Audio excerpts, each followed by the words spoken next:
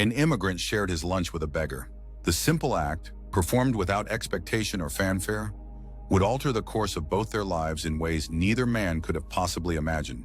Alejandro Reyes stood at the corner of Maple and Fifth, his calloused hands wrapped tightly around a worn brown paper bag. February wind cut through his thin jacket, but he barely noticed the cold anymore.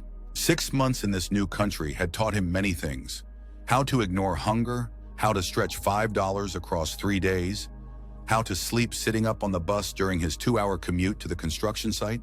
Most importantly, he'd learned to be invisible. The morning sun struggled against heavy clouds, casting the city in a pale, unforgiving light. Alejandro shifted his weight from one foot to the other, his work boots scuffed and splitting at the seams. He'd need new ones soon, but the money he'd wired home last week had left his account nearly empty again. His mother's medication wouldn't wait, even if his feet could. The bus was late again. Around him, other commuters hunched into their coats, faces buried in phones, earbuds creating private worlds of sound. Nobody looked at him. Nobody ever did. Sometimes Alejandro wondered if he'd simply fade away one day, dissolve into nothing but memory and dust, with no one to notice his disappearance. His fingers traced the edge of the paper bag. Inside was half a sandwich, peanut butter, no jelly, and an apple he'd carefully selected for its lack of bruises. Such small treasures. Mrs. Abernathy, his elderly landlady, had pressed the fruit into his hand that morning with a gentle smile that required no translation. "You're too thin," she'd said, patting his arm. It was the longest conversation he'd had all week. That's when he noticed the man. Huddled against the brick wall of the laundromat, the stranger seemed to fold in on himself, as if trying to occupy the smallest possible space in the universe. His beard was wild and unkempt, his clothes layered and mismatched against the cold. But it wasn't his appearance that caught Alejandro's attention. It was his eyes. Clear blue, startlingly bright against his weathered face, and filled with a dignity that transcended his circumstances. Their gazes met briefly across the busy sidewalk. Something passed between them, a current of recognition that stretched beyond language or status. Two men invisible in different ways seeing each other. The beggar didn't hold out a cup or a sign. He simply sat, his back straight despite everything, watching the world rush by with those remarkable eyes. Alejandro felt the weight of the paper bag in his hands. His stomach tightened with hunger. He'd been awake since 4 a.m. and wouldn't break for lunch until noon. The sandwich would barely be enough as it was. And yet, before he could second-guess himself, Alejandro crossed the short distance between them. The sidewalk crowd parted around him like water around a stone, faces still downturned, still unseeing. He stopped before the seated man, suddenly uncertain. In his homeland, he'd never lacked for words. He'd been a teacher, respected and articulate. Now trapped in the prison of his limited English, he felt childlike and small. "You ... Hungry?" Alejandro asked, extending the paper bag. The man's eyes widened slightly, that startling blue catching the weak sunlight. For a long moment he said nothing, and Alejandro wondered if he'd somehow caused offense. Then slowly, weathered hands reached up to accept the offering. Their fingers brushed, warm skin against cold, and the man nodded once. "Thank you," he said, his voice unexpectedly cultured, like fine sandpaper wrapped in velvet. Alejandro nodded back, uncomfortable with gratitude. "Is okay," he mumbled, then turned as he heard the familiar wheeze of the approaching bus. "Wait," the man called after him. What's your name?" Alejandro paused, looking back over his shoulder. "Alejandro," he said, the syllables of his own name suddenly strange on his tongue. The man's eyes crinkled at the corners, the ghost of a smile visible beneath his beard. "Thomas," he replied simply. "Thomas Harrington." The bus doors opened with a hydraulic sigh. Alejandro raised his hand in an awkward half-wave before climbing aboard. As the vehicle pulled away from the curb, he glanced out the window, but the man, Thomas, was already opening the paper bag, his attention focused on the humble meal inside. Alejandro's stomach growled as he settled into a seat near the back. 12 hours of physical labor stretched ahead of him, fueled by nothing but a cup of black coffee and the memory of last night's beans and rice. Still, he felt something unfamiliar warming his chest. The first flicker of connection in a country where he'd been nothing but a shadow. He had no way of knowing that Thomas Harrington had once been one of the city's most prominent attorneys, or that the man had watched him from that same corner for weeks, noting the careful way Alejandro counted his change. The generous tip he'd left at the coffee shop despite clearly being unable to afford it. The gentle way he'd helped Mrs. Wilson with her groceries last Tuesday when her arthritis was flaring. Thomas had no way of knowing that the half sandwich would be all Alejandro would eat that day, or that the immigrant had sent nearly every spare dollar home to a mother he hadn't seen in 3 years. Neither man could have possibly imagined how their lives would intertwine from this moment forward, or that this simple exchange, a meal shared without expectation, would ripple outward to change everything. By evening, when Alejandro dragged his exhausted body back to his tiny rented room, the encounter was nearly forgotten. His muscles ached from carrying lumber, and his head throbbed from trying to decipher the foreman's rapid-fire instructions. The day had been a blur of physical demands and the constant, grinding anxiety of trying not to make mistakes that could cost him a job he couldn't afford to lose.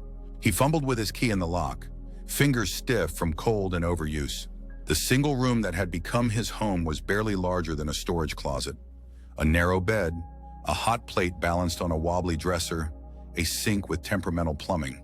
But it was clean, and it was his, and on the best days it almost felt like somewhere he belonged. Mrs. Abernathy had left a bowl covered with a dishcloth outside his door. He brought it inside, touched by the simple kindness. Soup, still faintly warm. His throat tightened as he sat on the edge of his bed, spoon in hand, the savory aroma filling the small space. In the quiet of his room, Alejandro allowed himself to remember, not the beggar from that morning, but home, the small classroom where he'd taught literature to teenagers, the courtyard where his mother tended her herbs, the sounds of his native language flowing around him like music. How could everything familiar be stripped away so completely? How had he become this hollow version of himself, ghost walking through days where nobody knew his thoughts, his history, his capacity? A tear slipped down his cheek, surprising him. He wiped it away quickly, embarrassed even in solitude. Men didn't cry, not where he came from, and certainly not here, where every display of emotion felt like a dangerous weakness. He finished the soup, washed the bowl in the tiny sink, and prepared for bed with mechanical efficiency. Tomorrow would be the same as today. Wake before dawn, work until his body screamed for rest, return to this room, sleep, repeat. This was survival, not living, but survival would have to be enough. As sleep began to claim him, Alejandro's thoughts drifted inexplicably to those startling blue eyes.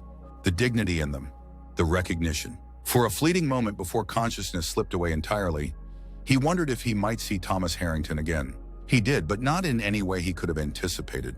The following morning dawned gray and threatening rain. Alejandro huddled at the same bus stop, this time with nothing but the dregs of his coffee to warm him from within. He'd had to choose between breakfast and lunch would get him through his shift more effectively. His eyes scanned the corner automatically, searching for the bearded figure from yesterday. The spot against the laundromat wall stood empty. Something like disappointment flickered through him, though he couldn't have explained why. People like Thomas appeared and disappeared in the city's landscape. There one day, gone the next, carried by currents of fortune and misfortune that Alejandro was only beginning to understand. The workday passed in a blur of exertion and careful concentration. By mid-afternoon, dark clouds had gathered and rain began to fall in earnest. The foreman called an early end to the shift, and Alejandro found himself at loose ends, with 3 unexpected hours of freedom and nowhere particular to go. He stood beneath the awning of a corner store, watching sheets of rain transform the city streets into rushing rivers. His thin jacket would be soaked through in minutes if he attempted the walk home. The logical choice was to wait, to find some warm place to pass the time. With his limited funds, options were scarce. The public library was 10 blocks away. The community center closed for renovations. Finally, he ducked into a small diner across the street, the kind with vinyl booths and bottomless coffee for $1.50. The warmth hit him first. Blessed heat after hours in the damp chill. The smell came next. Grilled onions, coffee, something sweet baking. His stomach clenched painfully, reminding him of his skipped breakfast. Alejandro slid into a booth near the back, ordering coffee in his careful, measured English. The waitress, older, with kind eyes and hair pulled back in a practical ponytail, nodded without really seeing him. Another invisible interaction in a day full of them. He wrapped his hands around the mug when it came, soaking in the warmth. Through the rain-streaked window, the city continued its relentless pace, people hurrying with heads down and collars up against the downpour. "Mind if I join you?" The voice, familiar in its cultured roughness, startled him. Alejandro looked up to find Thomas Harrington standing beside his booth. Gone was the wild beard, replaced by a neat silver-streaked trim. The layered clothes had given way to a simple button-down shirt and clean, if worn, khaki pants. But the eyes were unmistakable, that same clear, intelligent blue. Alejandro began, then stopped, confused by the transformation before him. Yes. Please. He managed, gesturing to the empty seat across from him. Thomas slid into the booth with the easy grace of a much younger man. Up close, with his face cleaned and his appearance ordered, he seemed less a street person and more something else. Something Alejandro couldn't quite identify. You look surprised, Thomas said, a smile playing at the corners of his mouth. Expected me to still be huddled against that wall? Alejandro flushed, embarrassed to have his thoughts so easily read. Sorry, he said. My English not so good. Your English is just fine, Thomas replied, then seamlessly switched to fluent Spanish. But we can speak this way if you prefer.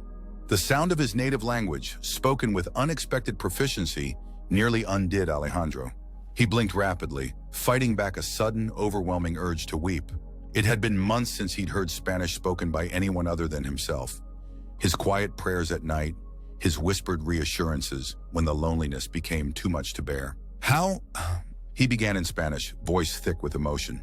I spent 5 years in Argentina working for an international firm. Thomas explained, also in Spanish. Though I suspect my accent is atrocious.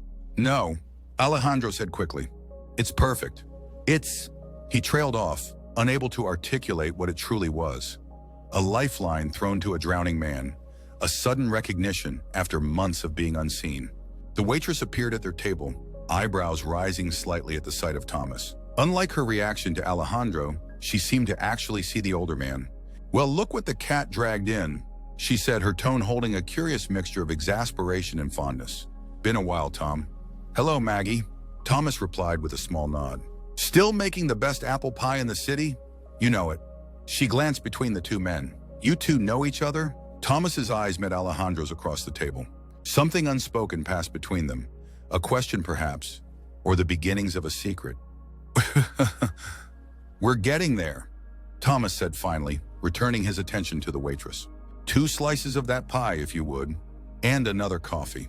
After she left, Alejandro cleared his throat, uncomfortable with the older man's easy generosity. I cannot pay, he said, switching back to English. For pie. Thomas waved away his concern. Consider it repayment for the sandwich, which, by the way, was exactly what I needed yesterday. Alejandro's brow furrowed. There was something not quite adding up about this man. The articulate speech, the language skills, the easy way he'd ordered in the diner, as if he belonged. None of it matched the figure he'd encountered on the street corner. Alejandro searched for the right words. Not really, Beggar? A shadow crossed Thomas's face, something like pain or regret. Oh, I was a beggar, all right, he said quietly. Just not in the way you're thinking? Before Alejandro could ask what he meant, Maggie returned with 2 generous slices of apple pie, steam rising from the perfectly golden crust. She set them down with a flourish and topped off their coffees. On the house, she said with a wink, then disappeared back behind the counter. Thomas picked up his fork, then paused, noticing Alejandro's hesitation. It's not charity, he said gently. It's conversation. 2 men sharing food and stories. Isn't that one of the oldest human traditions? Put that way, Alejandro couldn't argue. He took a small bite of the pie, closing his eyes involuntarily as warmth and sweetness flooded his senses. It had been so long since he'd tasted anything made with such care. They ate in companionable silence for a few minutes. The rain continued to drum against the windows, creating a cocoon of sound around their booth. For the first time in months, Alejandro felt the knot of tension between his shoulders begin to loosen. Tell me, Thomas said at last, setting down his fork. What brought you here, Alejandro? And from where? It was a question no one had asked him since his arrival. Not the foreman who'd hired him with barely a glance at his papers. Not Mrs. Abernathy who'd rented him the room. Not the countless people who brushed past him daily without seeing. So he told him. Haltingly at first, then with increasing fluency as he slipped between English and Spanish.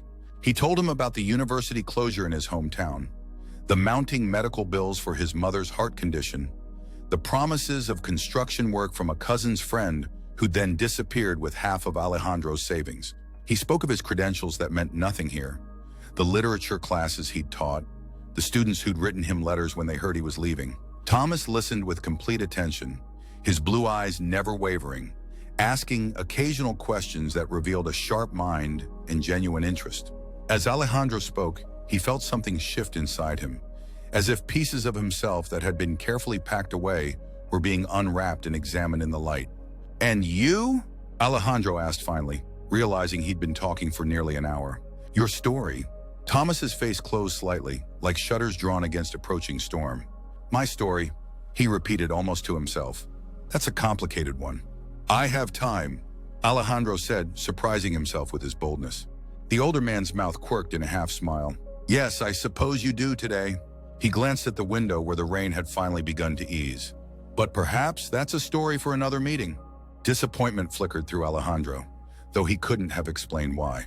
There was something about this strange man that called to him, a depth, an intelligence, a dignity that resonated with parts of himself he'd thought lost in the translation to his new life. Thomas reached into his pocket and withdrew a small notebook and pencil. He scribbled something, then tore out the page and slid it across the table. "My address," he explained. "If you'd care to continue our conversation this weekend, say Saturday afternoon." Alejandro stared at the paper, at the neat, precise handwriting. An invitation, a connection, a choice being offered.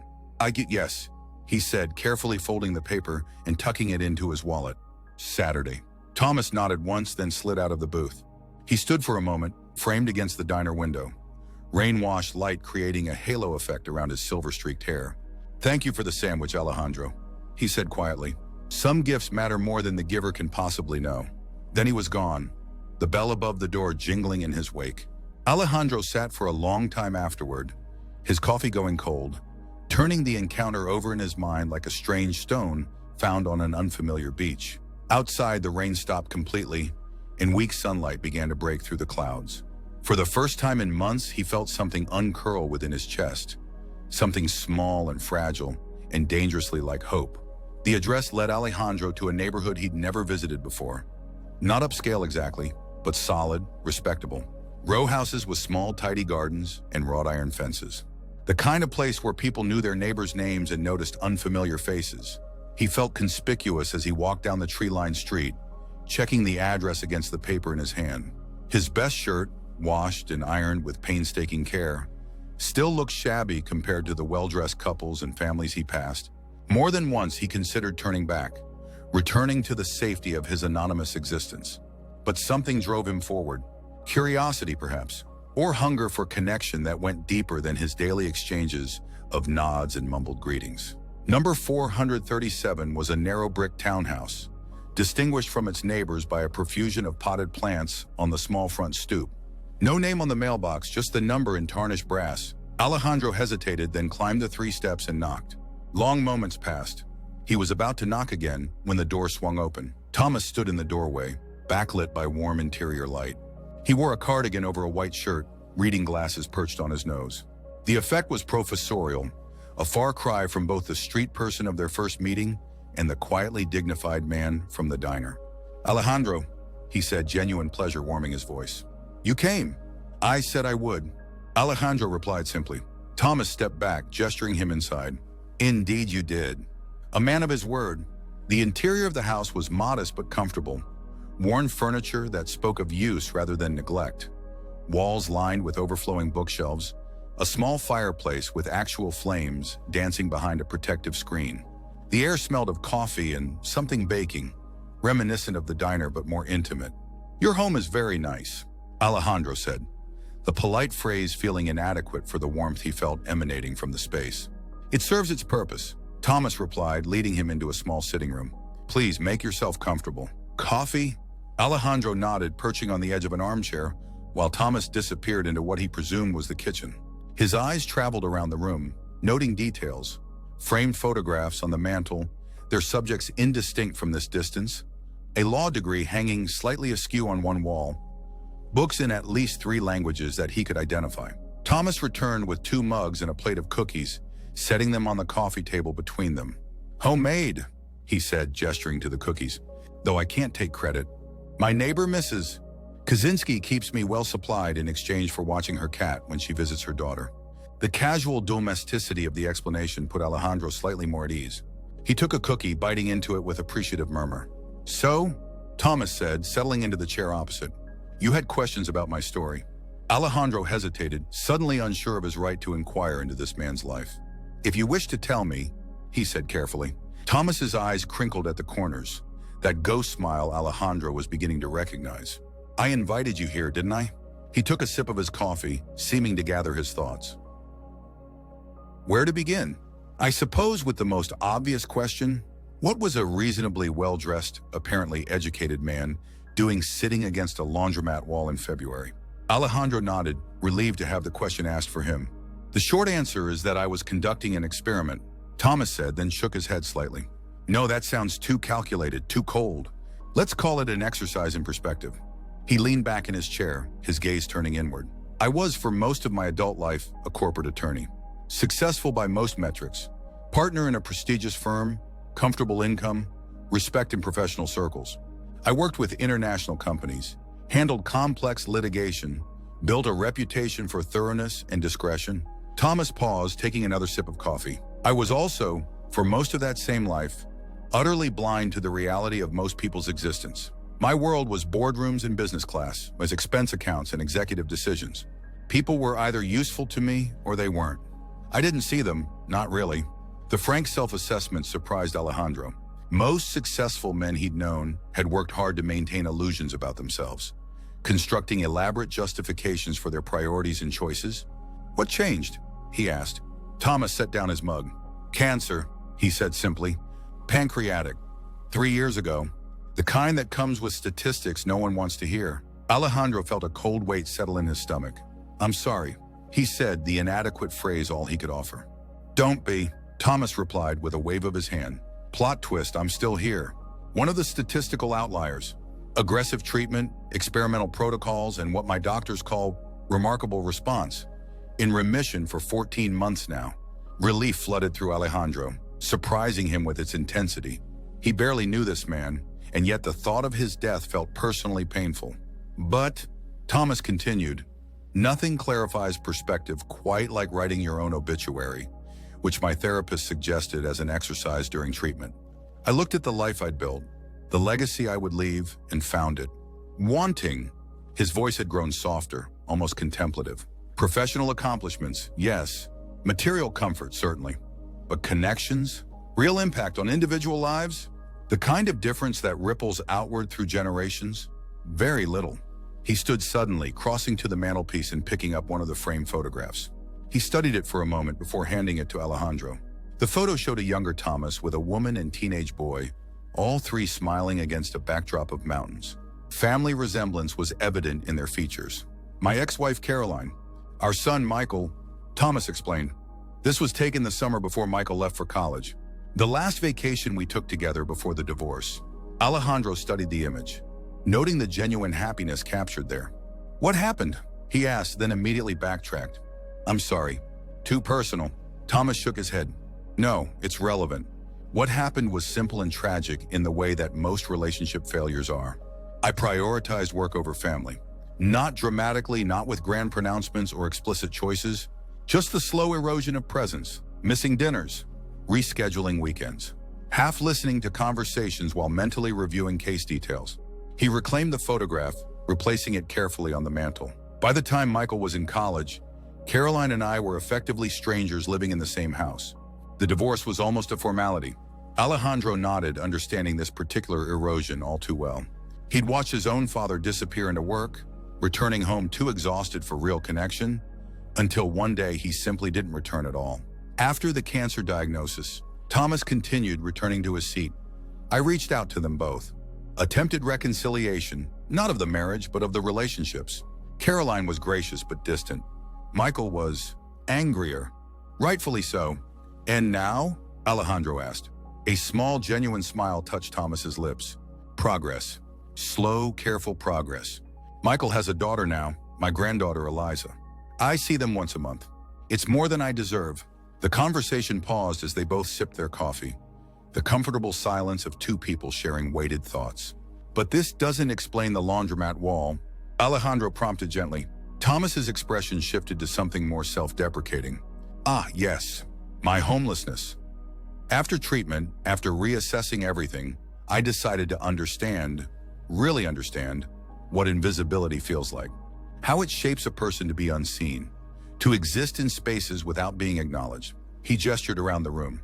I still have this house, my savings, my health. Tremendous privilege. But 3 days a week, I put on different clothes, go to different parts of the city, and simply exist, without the markers of status or success. I sit, I observe. Sometimes I ask for help, sometimes I don't. I've learned more in these months than in decades of formal education. Alejandro stared at him, processing this explanation. It was both strange and somehow perfectly logical, the kind of experiment that might occur to someone forced to confront mortality and meaning simultaneously. So when I gave you my sandwich, Alejandro began, I was genuinely hungry. Thomas finished for him. I don't fake the experience. On those days, I don't carry money. I don't take shortcuts. If someone offers food, I accept it with real gratitude. If no one does, I go without. A mixture of emotions crossed Alejandro's face. Confusion, admiration, and something like indignation. But you have choice, he said finally, an edge entering his voice. You choose this. For what? Experience? Education? I do not choose to be invisible. To be hungry sometimes is different. Far from being offended, Thomas nodded, accepting the criticism. You're absolutely right, he said quietly. There's an inherent falseness to my experiment. I can stop anytime. I have this home to return to, a shower, a full refrigerator. It's a tourist version of a native's reality. I acknowledge that limitation. His blue eyes held Alejandro's steadily. But I would rather be a flawed student of other experiences than remain in comfortable ignorance. Wouldn't you agree? Put that way, Alejandro couldn't maintain his indignation. He nodded slowly, a reluctant respect growing for this unusual man and his unorthodox approach to personal growth. So, he said, attempting to lighten the suddenly serious atmosphere, you learn anything? From your experiment. Thomas's expression brightened. Oh, 1,000 things. That kindness comes most often from those who can least afford it. That eye contact is a gift many people withhold out of fear rather than callousness. That dignity is something you carry inside, not something granted by circumstance. He leaned forward slightly. And that sometimes a half sandwich offered without expectation can create connections that might otherwise never form. The simple truth of this observation hung between them. Two men from different worlds, brought together by one small act of generosity, sitting in companionable conversation on a Saturday afternoon. Why invite me here? Alejandro asked, the question that had been circling his mind since the diner. Why continue this? Thomas considered him for a long moment. Because when you handed me that lunch, you looked me in the eyes, he said finally. You saw me, not a problem or a statistic or an uncomfortable reminder of human fragility. Just another person worthy of basic dignity. Do you know how rare that is?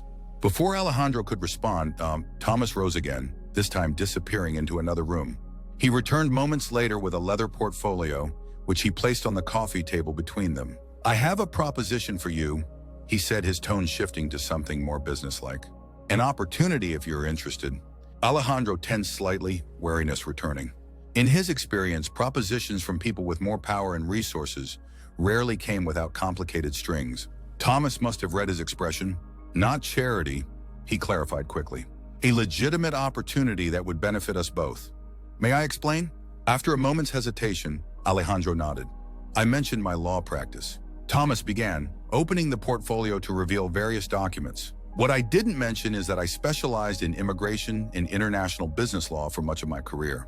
Since my recovery, I've been focused on pro bono work, helping immigrants navigate the legal system, secure proper documentation, pursue education equivalency certification.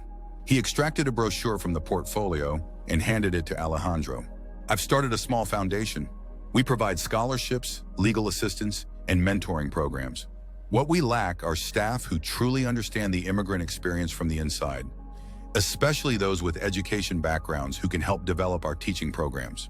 Alejandro stared at the brochure in his hands, its glossy surface reflecting the firelight. The foundation's name was printed in elegant script, Second Chances International. You offering me job? He asked, looking up with disbelief. I'm offering you an interview, Thomas corrected gently. Based on what you've told me about your teaching background, your language skills, and most importantly, your character as I've observed it, I believe you might be an excellent fit for our education coordinator position." He slid a formal letter across the table. "This explains the role, the compensation, and the interview process. I would recuse myself from the final decision, of course, to avoid any appearance of impropriety. But I would be honored to recommend you to the board." Alejandro's hands trembled slightly as he accepted the letter. The salary listed was triple what he earned at the construction site. The position described sounded like something from his previous life, meaningful work that utilized his actual skills and education. "I don't understand," he said finally, his voice barely above a whisper. "Why me? We just met." Thomas's expression softened. "Sometimes, Alejandro, the measure of a person is most accurately taken in their smallest actions, in how they treat others when there's nothing to be gained, in the dignity they maintain when everything has been stripped away." He gestured to the letter. "You shared your lunch with a stranger. I'm offering you a chance to share your gifts with many more." Tears pricked at the corners of Alejandro's eyes, not from sadness, but from a sudden, overwhelming sense of being truly seen for the first time since he'd arrived in this country. Not as a pair of hands to carry lumber or a shadow to be avoided on public transportation, but as a whole person with value beyond his immediate utility. "I don't know what to say," he managed. Thomas smiled, a full, genuine expression that transformed his serious face. "Say you'll consider it. That's all I ask for now." The afternoon stretched into evening. They talked for hours more, about books they'd both read, places they'd traveled, the challenges of language and culture, the universal experiences that transcended both. Thomas ordered delivery from a local restaurant, and they shared a meal that reminded Alejandro of conversations around his mother's table, intellectual and warm and nourishing on multiple levels. As the clock approached 9, Alejandro reluctantly rose to leave. The interview was scheduled for the following Wednesday, and he had preparations to make, updating his resume, practicing his formal English, reviewing educational theories he hadn't discussed in months. At the door, Thomas clasped his hand firmly. "Whatever happens with the position," he said, "I hope our paths will continue to cross." "They will," Alejandro replied with newfound confidence. "I still owe you lunch." Thomas laughed, the sound rich and unexpectedly youthful. "Indeed you do. I look forward to collecting on that debt." Walking back through the darkening streets, Alejandro felt lighter than he had in months. The weight of isolation that had pressed upon him since his arrival seemed to have lifted slightly, allowing him to stand straighter, to breathe more deeply. One small act of kindness, a shared lunch offered to a stranger, had somehow cracked open a door he'd thought permanently closed.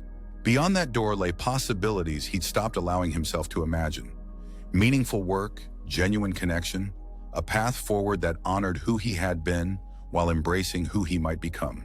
Tomorrow would bring the familiar challenges, the early alarm, the long commute, the physical demands of the construction site. But for the first time, those challenges felt temporary rather than eternal, a phase rather than a sentence. As he reached his rooming house, Alejandro paused to look up at the night sky. Between buildings, a handful of stars managed to penetrate the city's light pollution, distant but undeniably present. "Gracias," he whispered to no one and everyone, the word carrying all he couldn't yet fully express.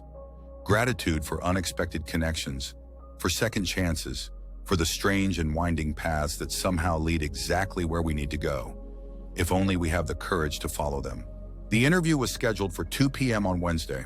Alejandro had negotiated a rare day off, explaining to his foreman that he had an important appointment. The man had shrugged, indifferent to his reasons as long as the shift was covered.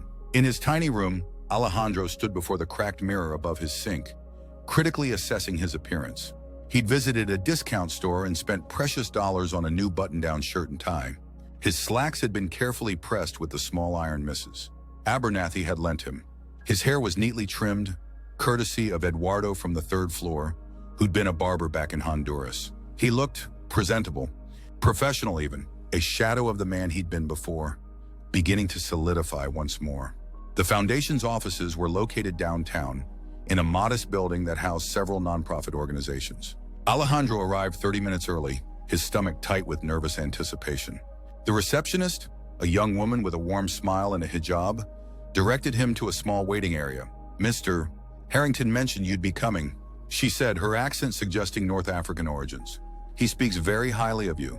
Alejandro nodded, both pleased and slightly uncomfortable with the knowledge that Thomas had discussed him with others. "He is very kind, man," he replied carefully. The kindest, she agreed before returning to her work. The interview panel consisted of 3 people: an older woman with silver hair and sharp eyes who introduced herself as the foundation's director, a younger man with an easy smile who managed their educational programs, and a middle-aged woman whose accent marked her as Eastern European, who oversaw community partnerships. Thomas was conspicuously absent, true to his word about recusing himself from the process. For the first few minutes, Alejandro struggled, his carefully rehearsed answers tangling as nervousness constricted his throat. But then the education manager asked about his teaching philosophy, and something shifted. Speaking about his passion, how literature could open worlds, how critical thinking transcended cultural boundaries, Alejandro found his voice. He spoke of his experiences in his home country, the methods he'd developed to engage reluctant students, his belief in education as the most powerful tool for transformation. As he talked, he saw the panel's expressions change from polite interest to genuine engagement. When asked about his perspective on immigrant experiences, Alejandro spoke candidly about his own journey. The disorientation, the isolation, the constant calculations required to navigate an unfamiliar system with limited resources.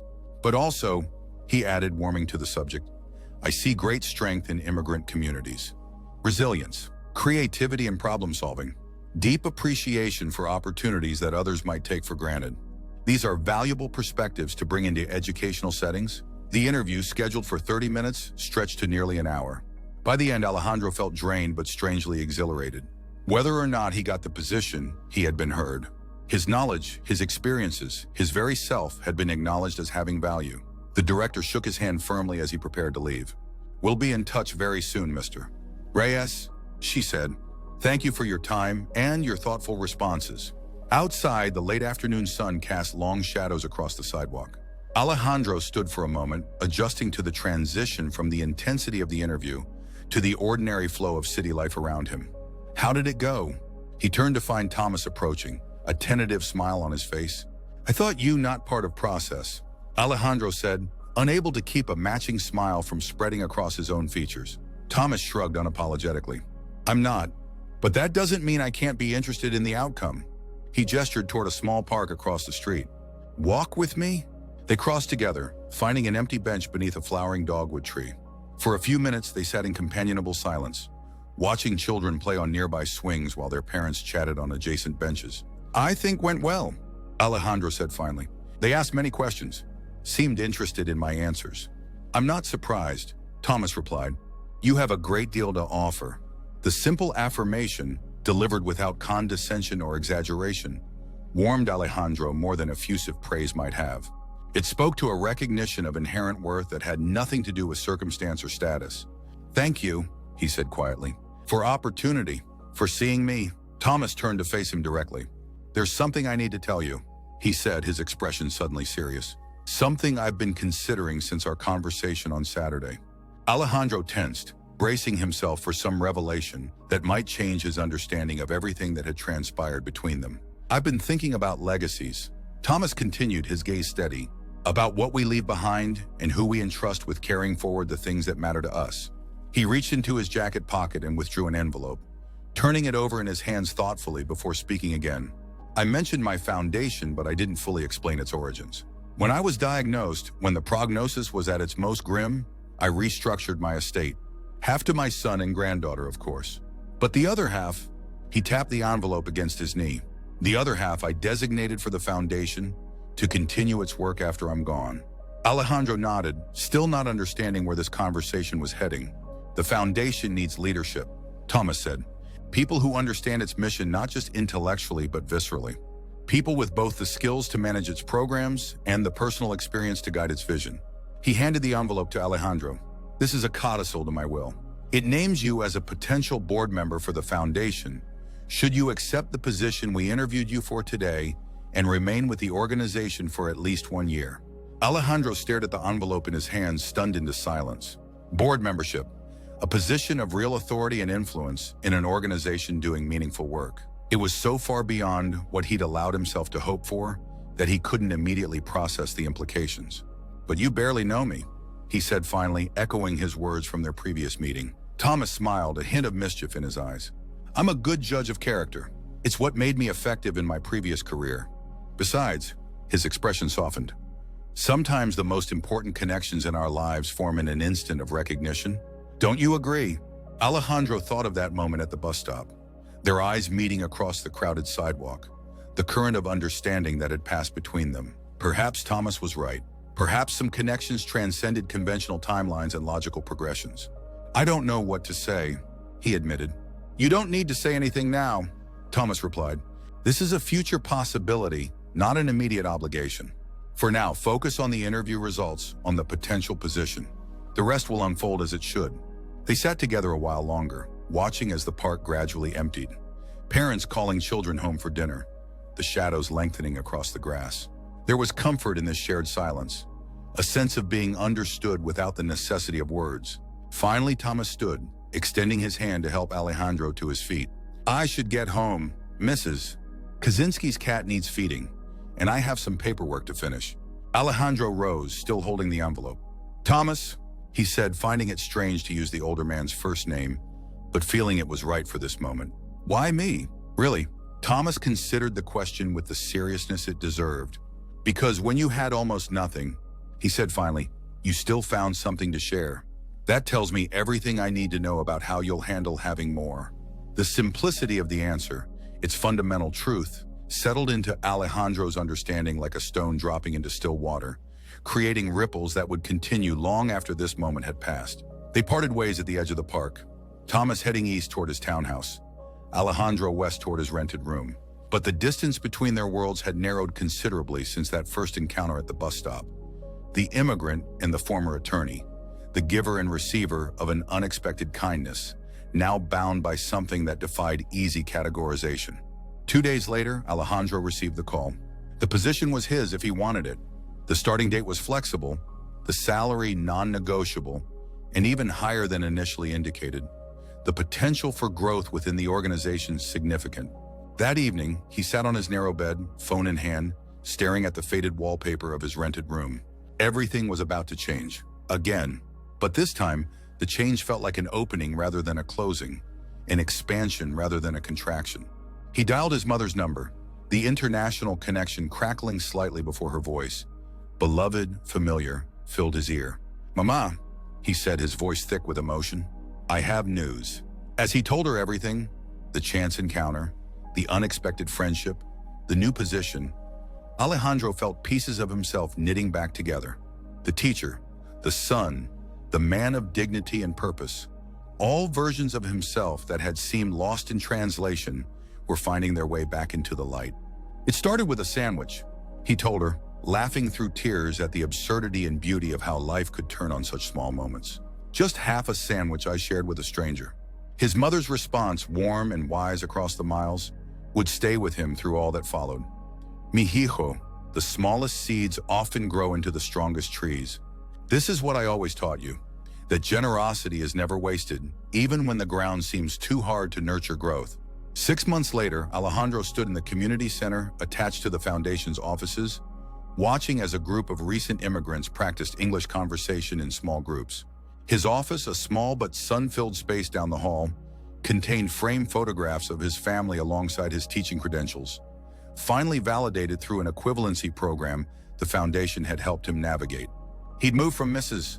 Abernathy's rooming house to a modest apartment closer to downtown. His mother had visited for 2 weeks in July.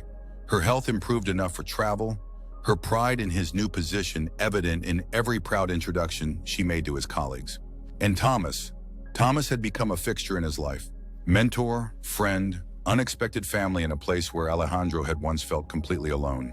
They met weekly for lunch, rotating between their favorite restaurants, continuing conversations that ranged from philosophy to politics to personal histories.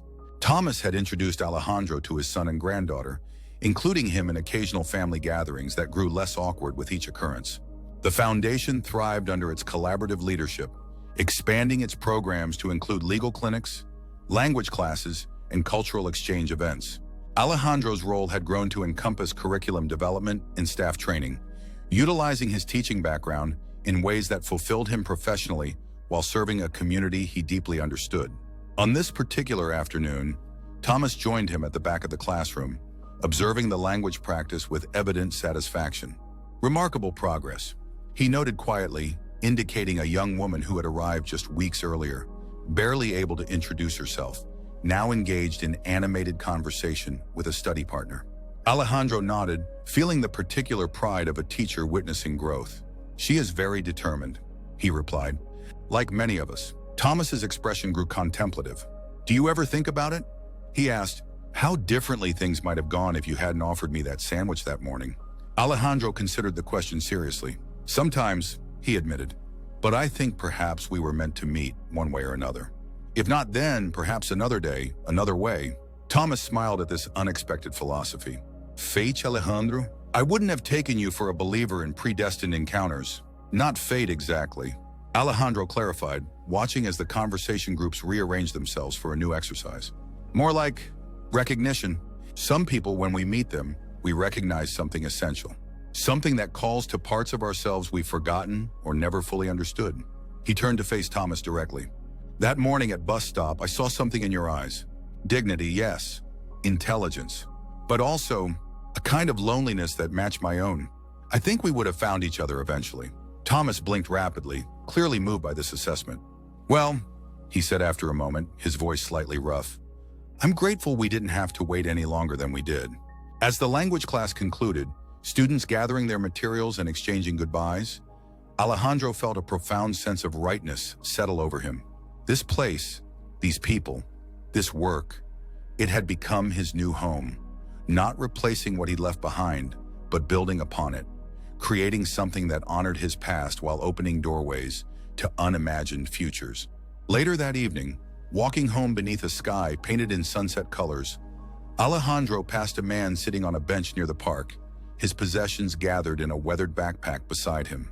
Without hesitation, Alejandro changed direction, approaching a nearby food cart and purchasing 2 sandwiches.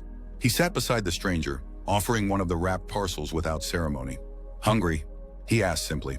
The man looked at him with surprise, then cautious gratitude. "Yeah," he said, accepting the food. "Thanks." They ate in companionable silence as the sun dipped below the horizon, 2 people sharing a meal and a moment of connection in a world that too often rushed past such opportunities. Alejandro didn't know this man's story, couldn't predict if this small kindness might ripple outward into something larger, the way his own gesture had months before. But he understood now, with a clarity that felt like wisdom, that the measurement of an act's importance wasn't in its immediate outcome, but in its intention, in the recognition of shared humanity it represented. When he finally rose to continue homeward, the stranger nodded a goodbye. "Thanks again," he said. "Not everyone would stop." "I know," Alejandro replied with a small smile. "But perhaps more would if they understood what's possible when we truly see each other." He walked on through the gathering dusk, a man transformed by an unexpected journey that had begun with the simplest of offerings, half a sandwich in a moment of genuine recognition, seeds that had somehow grown into a forest of possibility, branches reaching toward light, roots anchored in the fertile soil of human connection. And in that ordinary moment of continuing forward, Alejandro carried with him the extraordinary understanding that had reshaped his life, that fortunes come in many currencies, and the richest among them is the wealth of being truly seen, of finding belonging in the midst of strangeness, of discovering that even in our most isolated moments, we are never truly alone as long as we remain open to the transformative power of simple human kindness.